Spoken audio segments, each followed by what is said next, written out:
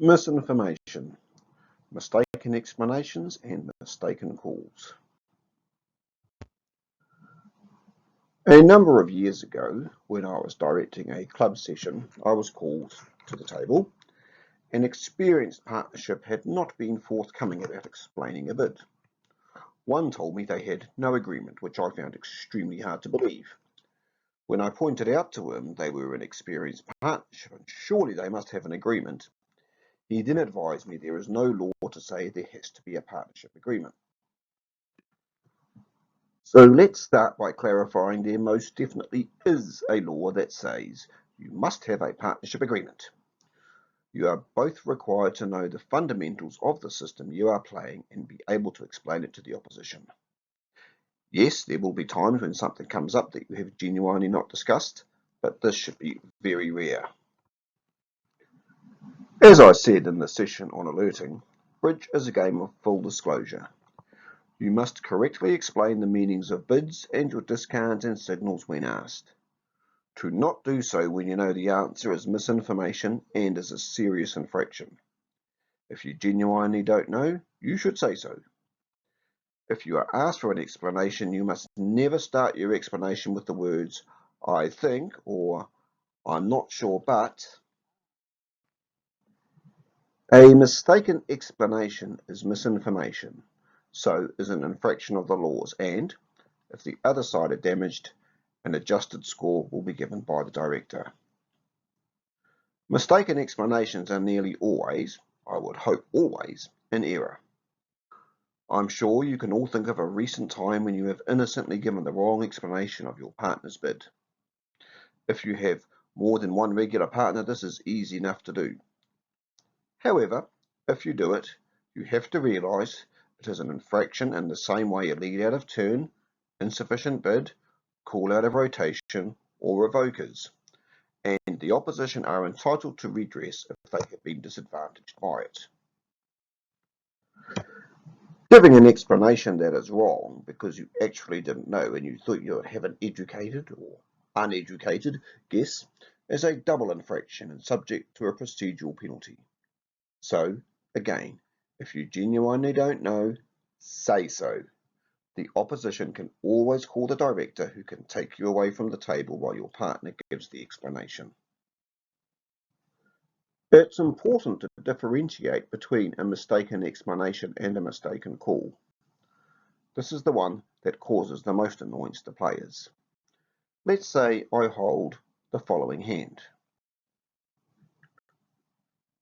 Ace, Jack, 10, 7, 6 of spades, 6 of hearts, the King, Queen, 7, 3, 2 of diamonds, and the Queen, 5 of clubs. I'm playing with someone I haven't played with a lot, but we have agreed that a 2-no trump overcall of a major is the unusual 2-no trumps showing both minors and less than 12 high card points. My right-hand opponent opens one heart and I bid 2-no trumps, thinking in the moment that we were playing that it is 5 spades and 5 of a minor with 12 to 15 high card points. My partner alerts it and, upon an inquiry from my left-hand opponent, advises the opposition that it shows 2 5-card minors with less than 12 high card points. At this stage, the opposition have received the correct explanation of the call. The mistake was in my actual call. My partner will bid on as if I have the hand I am supposed to have. At no stage am I to advise anyone that I have made a mistake. Regardless of what happens, the result will stand. In the situation just described, let's say the auction continues with my left-hand opponent passing. My partner now bids 3 clubs as that is their best minor. I have unauthorised information that my bid has been misunderstood, even though it is my fault, and I have to be careful I do not act on this. So, can I bid 3 spades to try and get out of a bad situation? Yes, I can, but my partner must interpret that 3 spades as what it would mean in the system. It might be asking for a hold in spades, in which case, if they don't have one, they will bid 4 clubs. You may end up stumbling into the right contract, and lucky for you if you do. You've probably heard about never rescuing your partner.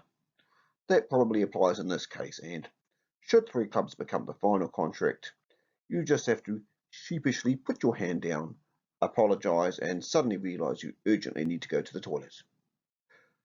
I note that if the director rules that I acted on unauthorised information and this has caused damage to the opposition, there can be an adjustment and penalty. But if the situation was reversed and my bid was correct, as that is what we are playing, and partner forgot and explained it as two 5-card minors with less than 12 points, there has been an infraction.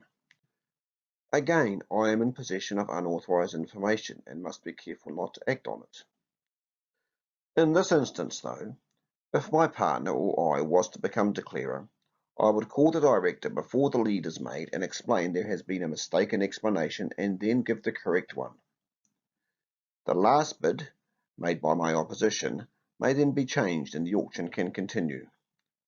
Regardless of whether or not this happens, if the opposition feels they have been damaged by the mistaken explanation, they can ask for an adjusted score. Let's look at an example. I hold King Queen 5 of spades, King Jack 3 of hearts, King 8 6 of diamonds, and the Jack 6 4 3 of clubs. My partner opens one club, 4 plus, and my right-hand opponent overcalls 2 spades. I ask what the bid means and am told it is a 6-card suit and 6 to 10 points.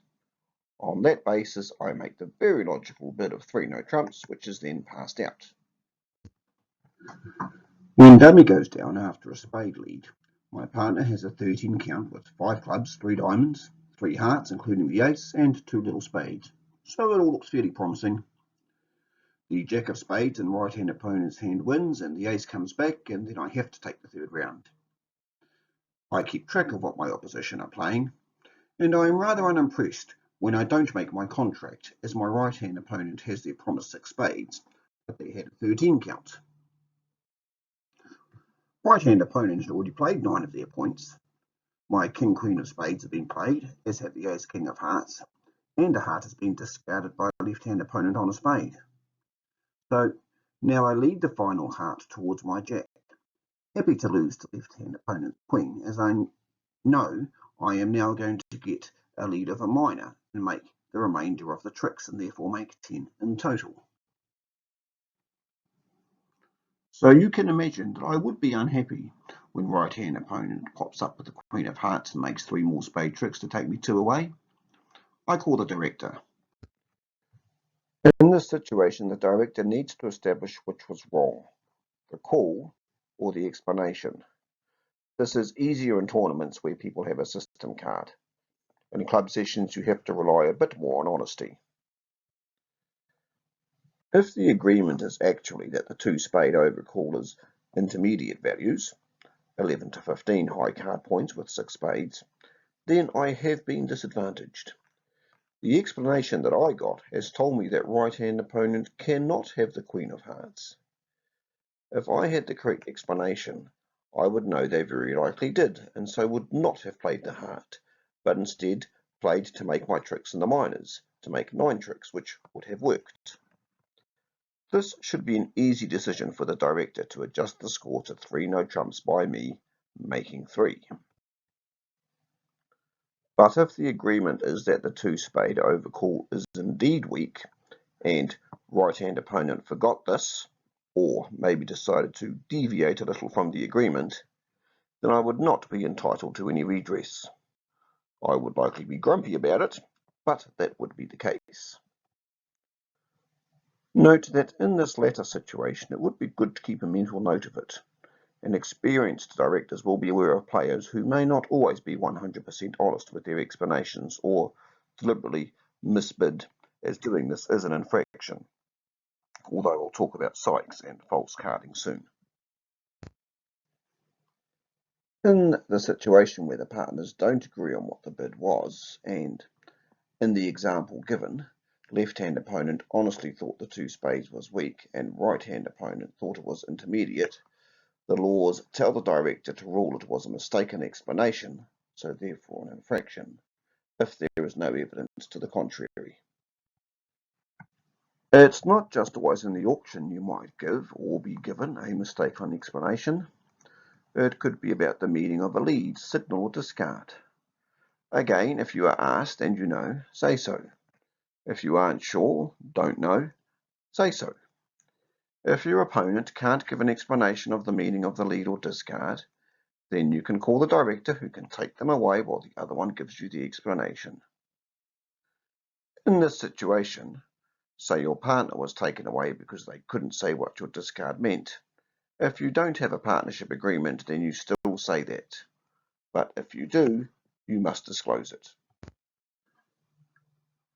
Just like with a mistaken explanation of a bid, if I was to ask what a discard of the four of hearts meant and was told low encouraging, and so made my decision to finish a certain way because of this, and in fact it transpired that the other player had the king, and this has cost me one or more tricks, I should call the director.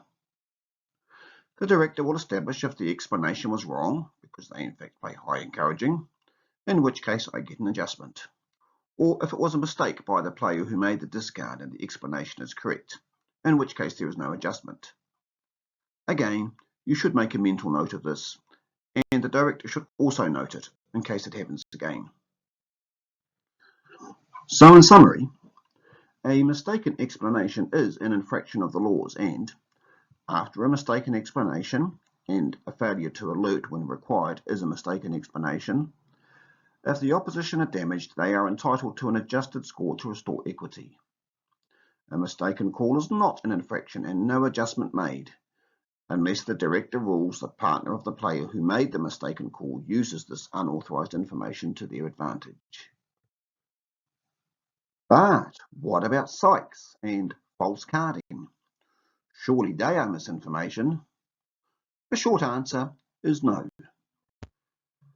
Some players do occasionally like to psych. A psych is basically a bid that is a gross distortion of either points or trumps. For example, my partner hits past and right hand opponent opens with one heart and I hold 7-3 of spades, 10-7, 6 of hearts, Jack-6, 5-3, 2 of diamonds, and the 7-3, 2 of clubs. And I now overcall one spade. This is a psych, and I have only done it in the hope of trying to prevent my opposition finding what looks to be a certain slam. This is perfectly legal. However, it is important that your psych misleads your partner as well as your opposition. So in this sort of situation, I have to be prepared for the fact my partner might have a decent 8 count with 4 or 5 spades, and we end up playing 4 spades double for 6 away. What is not illegal is for a partnership to have a specific agreement that says, for example, in seat 3, if not vulnerable, we always double or psych, and then not disclose that to the opposition. There was quite a bit to get your head around there, but hopefully it makes sense. Anytime the opposition does not have what you were told they have, call the director and let them sort out if it was a mistaken explanation or mistaken call. If someone psychs against you, you don't need to call the director unless your club has a rule of no psychs in a particular type of session, or a requirement that psychs are reported to the director. As a matter of good ethics, experienced players should not psych against inexperienced players. If you are a novice or junior and someone psychs against you, go and talk to the director and hopefully they will have a word to them about the ethics of it. Our next session is on clarifying when a card is played and when you can and can't change an action that you claim to be unintended. Until then, good bridge, and don't forget the golden rule: be honest with your explanations and never give an explanation unless you are sure it is correct.